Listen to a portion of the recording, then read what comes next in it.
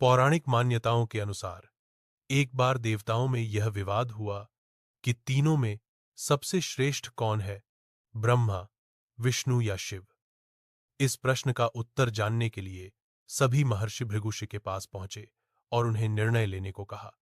शिव भृगु ने पहले ब्रह्मा जी के पास गए, लेकिन ब्रह्मा जी ध्यान में लीन थे और उनका अभिवादन नहीं किया। वही व्यवहार शिव जी के साथ भी हुआ, जिससे भृगु क्रोधित हो उठे। अंत में वे विष्णु जी के पास पहुंचे, जो अपनी शेष शैया पर लक्ष्मी जी के साथ विश्राम कर रहे थे। भृगुषि ने क्रोधवश भगवान विष्णु की छाती पर लात मार दी। भगवान विष्णु ने शांत भाव से उनका अभिवादन किया और उनके पैर सहलाते हुए क्षमा मांगी। परंतु यह सब देखकर माता लक्ष्मी क्रोधित हो गईं कि जो हृदय उनका निवास है, वहां अपमान हुआ और विष्णु जी ने विरोध नहीं किया। वे बैकुंठ छोड़कर पृथ्वी पर तुलसीवन में तप करने चली गईं। भगवान विष्णु को यह वियोग सहन नहीं हुआ। वे भी धरती पर आए और शेषाचल पर्वत, वर्तमान तिरुमला, में वास करने लगे। उन्होंने एक ब्राह्मण का रूप धारण किया और वहीं एक चोल राजा की गायों की देखभाल करने लगे।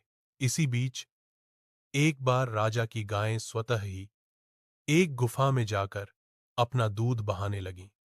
जब यह रहस्य सामने आया कि वहां विष्णु जी स्वयं प्रकट हुए हैं, राजा ने क्षमा मांगी और उस स्थल को मंदिर के रूप में विकसित किया। उसी स्थान के निकट पद्मावती देवी, जो माता लक्ष्मी का ही अवतार थीं, एक शालीन राजकुमारी के रूप में जन्मी।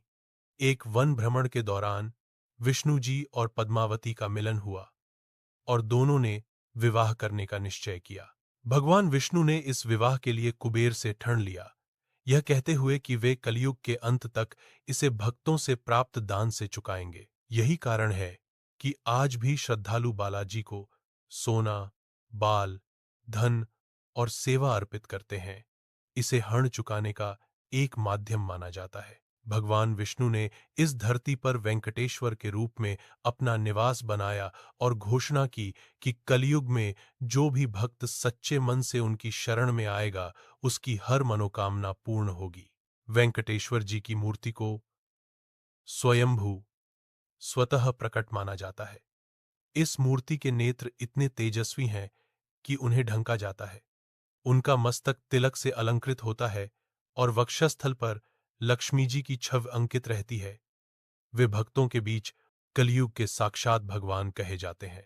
तिरुपति में वराह स्वरूप की भी पूजा होती है, क्योंकि जब हिरण्याक्ष राक्षस ने पृथ्वी को पाताल में ले गया था, तब विष्णु जी ने वराह अवतार लेकर पृथ्वी को पुनः स्थापित किया था।